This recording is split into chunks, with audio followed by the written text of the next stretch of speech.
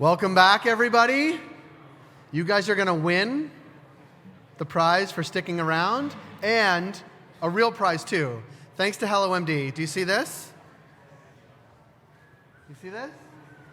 This fancy hoodie could be yours while we enjoy beers after the program. 3 more sessions. And then we'll have beers courtesy of HelloMD. They'll be around. There's gonna be some prizes, including this sweatshirt. Not this actual sweatshirt. I'm not taking this one off ever again.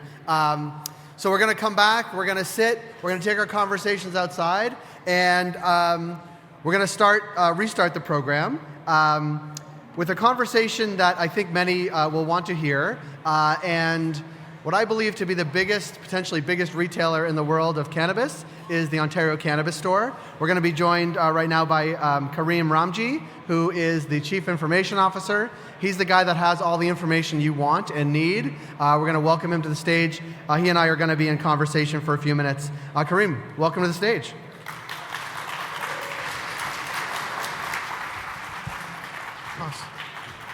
Sit here? That's you.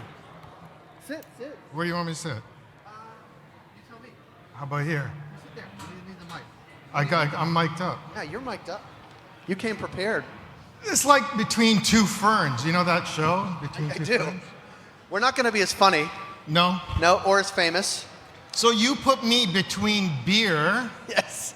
and the last Yeah. Is that guy okay? talking. Yeah. Good. Because people love people that stand between their beer and otherwise. And I got talking points here. So Good. Just Well, let's get to them then. All right. Let's do So, first question. Is the Ontario Cannabis Store the largest, I guess, wholesale or retail cannabis it.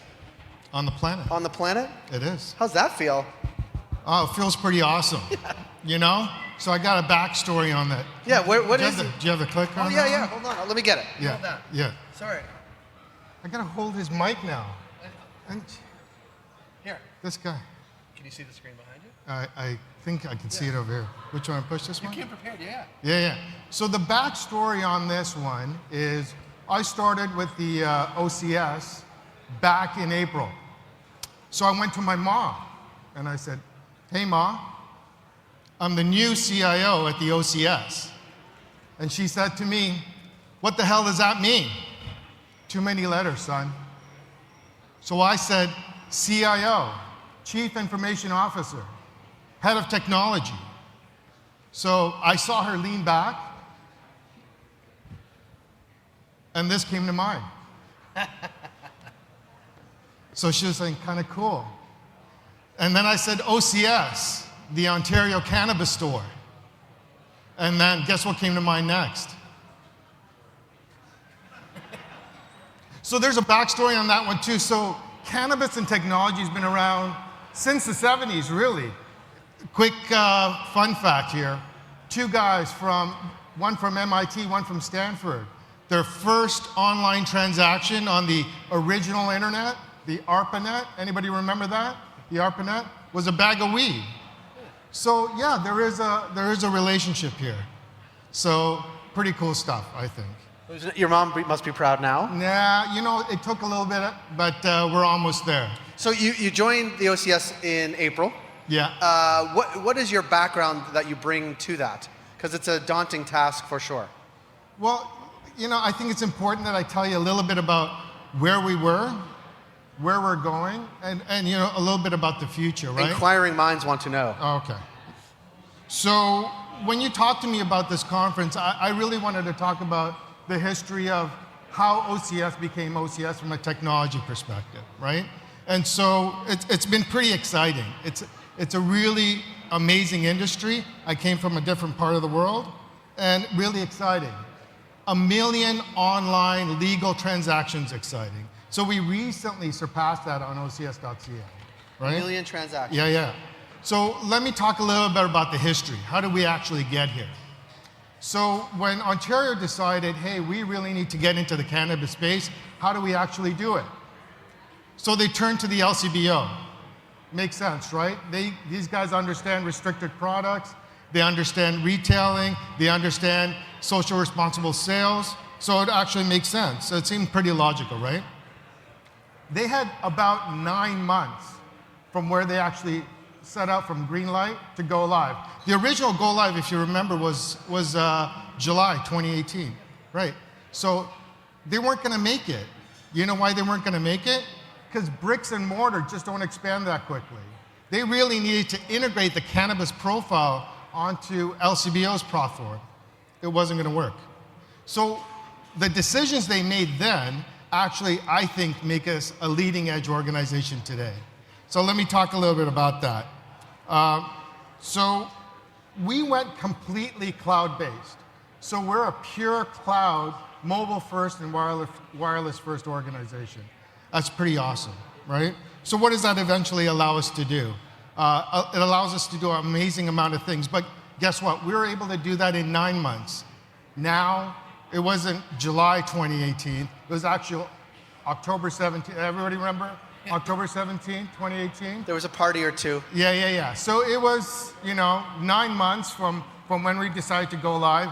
Everyone told us, you can't do it. It's not possible. But we did it. We did it to the tune of 100,000 transactions that day. Okay. Only 3 of them were mine, though. Yeah. But I get it. There were some issues, delivery issues. I get that.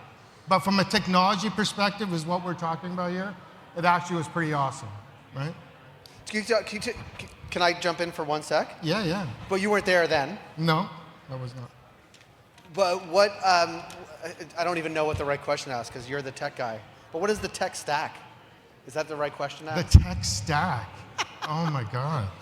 What does that actually mean? I don't know. No. Like, what do you use? Because I mean, look, we all got to look at it, or I got to look at it right before the rest of the world got to look at it back in October. Yeah. And there were some names on there that we know. Yeah. So, I mean, we use industry-leading partners across the board. So let me just talk to you a little bit about the cloud and what we do from a wireless first and mobile first. Why do we actually choose this, and what does it actually mean for us? So we're infrastructure free. We don't have any of that stuff. So we're able to, theoretically expand and contract on demand. That's a good news story, right? So we built the right infrastructure that we needed, right? The other part of it is that we're being completely cloud-based, allowed us to experiment with stuff that we weren't able to experiment with before. Like, you don't have to have this huge capital outlay to keep experimenting with different things. This is an absolutely brand new industry. You heard some of the speakers here today. Some of it was guesswork, some of it's new. Well, you gotta have a pretty nimble system to try and test those things. So we can do that, right? So you can imagine how tough that would be if you had a bricks and mortar, right, organization. And that actually allowed us to put work in the right place. So I want to talk a little bit about that. Yeah. The first one is application delivery management. You talked about our tech stack. So this is a system of processes that allows us to be elastic. We're able to put in projects and processes as we see fit, right? And so we work with some super world-class partners. You've heard some of them, Shopify, Microsoft, so on and so forth. But we're able to enable our business and operate efficiently and effectively. And I think that's really important, right? The second pillar, I think this is really important as well, is digital operations. It's all about cybersecurity. It's all about service management. Look, we're a government enterprise, so we got to take data and security pretty seriously, right? Different standard, the highest standard. So when it comes to privacy and security, we're really passionate about it. We're obsessed by it, right? So it's a pretty big deal for us, right? And then let me talk about our third pillar. And I think this is the coolest pillar. You saw Alex Gregory up here. It's all about data science, right? If you think about data science in today's world, that is the key differentiator for everything. It is your currency. So if you're involved in implementing systems, think about data, think about security and privacy, because that is number one, that's the key, that's a differentiator. When the new product categories come out next year, or soon enough, if you want market intelligence and you want to figure out who's doing what where, so we can figure all that out and we work with our industry partners alongside that, it will make the difference. It's the game changer. So those are the kind of 3 pillars that we work on. Can I ask you a question about sort of the new wave of products, just for a second. Yeah, if I can answer them. I don't know. I'm sure you can. I'm going to ask you what's going to be on the shelves. I'm not. Yeah. But thinking about it from a consumer perspective, online at the Ontario Cannabis Store, looking to buy, there is this challenge with cannabis where most of the products are new. Not new, I mean, they're around thousands of years, but people coming to the website don't know which products to buy, all that sort of informational stuff. And that's going to be exacerbated by more and more products now, right? Or October, December, whenever it's going to be. How do you factor that into what consumers will see, feel, learn, buy, all of those things when they come to the website not knowing? Well, it's all about educating the user, right? And then that's first educating ourselves on exactly what's going to be in the marketplace. That sounds like a fun job. So market analytics is really important to us. And that's the things that Alex Gregory and the data science team works on, our consumer insights team work on. And here's the key thing. We're always looking for amazing partners to work with on this. We can't do this by ourselves. So I encourage other partners to work with us in a more collaborative way, as long as they ensure that personal data, private data is top of mind for them, because that's top of mind for us as well, right? Yeah. So big differentiator from that perspective. And when you think about how the future holds, because you talked a little bit about it in terms of the cloud, when you look to the future, you see, I mean, there's going to be many more retail outlets, sort of not OCS, but more retail outlets. How do you have this adaptable, expandable contract?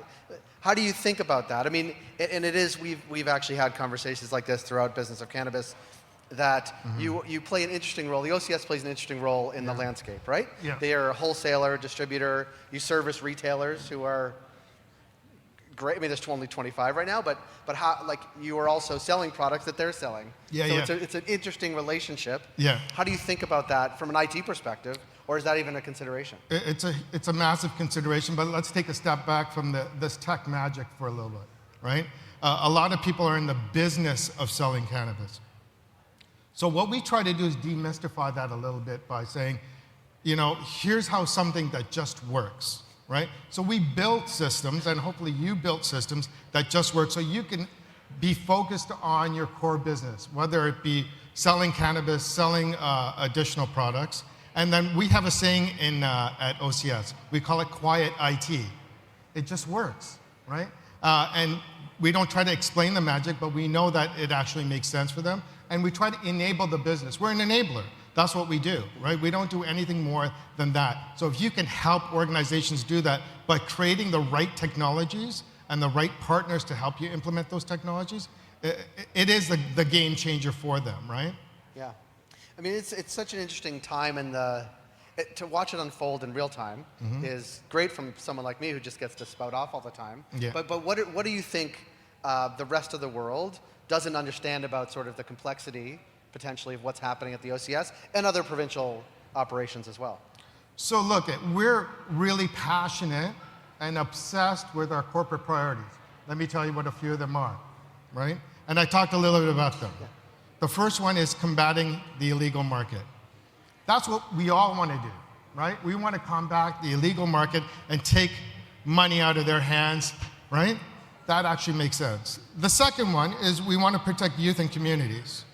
We exactly want to do that. We understand what product we're in. We understand some of the risks and tolerances out there.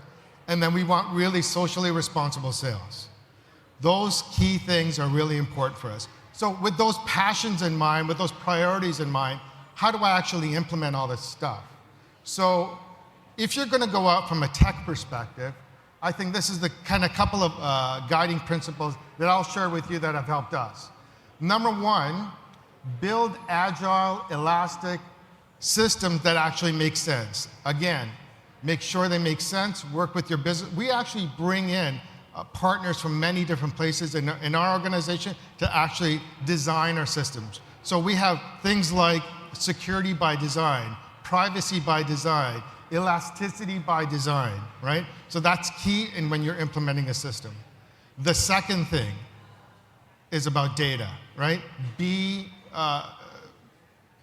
passionate about data, have it used for good, right? And protect that information. Protect personal, private information, right? We don't We don't give that away at all. We, as you heard from Alex, we do aggregate information from a sales perspective, from a transactional perspective. I think that's key, and that helps demystify all that stuff that's going on. And I think this is one thing that I heard resonate, but I really want to bring it forward here, is that one key hallmark that we have embedded it into our organization is people. This is a people business, right? So we're passionate about that. We make sure that the people that actually join OCS, look, it's kind of difficult to work in a public sector organization, right? And say, hey, is this kind of cool to work here? Is this like the dot-com days and that kind of stuff? If some of you remember the dot-com days, but you don't, There's right? some very young people here. Right. But they're all over 19, right, though. Right. So with that in mind, we make sure we bring people from all walks of life. They're not just propeller heads. Some of them sit over there. But they're not just propeller heads, but they're all from different walks of life. So we get different perspectives. I mean, it's when we talk to people that are not from Canada, they think the system, they don't it's so foreign that it doesn't make any sense, right? You talk to people in California and they say, well, I can't imagine California being involved in this industry from a state perspective. But it is second nature for most Canadians that there's the equivalent of the LCBO on the cannabis side. Yeah. When you talk to technology companies sort of buying services, is there hesitancy on their part to say, oh, that's actually in cannabis sales and we have these other business considerations to think about? Yeah, you get a little bit about that because of regulatory issues, or they would have, other compliance issues, and also the stigma of working in cannabis. And that's cool, that's fine. They can do as they see fit and whatever their corporate priorities are. But I think we like to work with organizations that are like us. They have similar priorities to us. They're passionate about the same things that we're working on. And they want to do the things that I just talked about, combating the illicit market, protecting youth and communities, right? Yeah. And socially responsible sales. That's very important to us. Well, this has been great. Thank you for being here. We appreciate the time. And it's only one fern. Yeah, it's only one fern at a sign. It doesn't sound nearly as good as So, Jay, thank you again.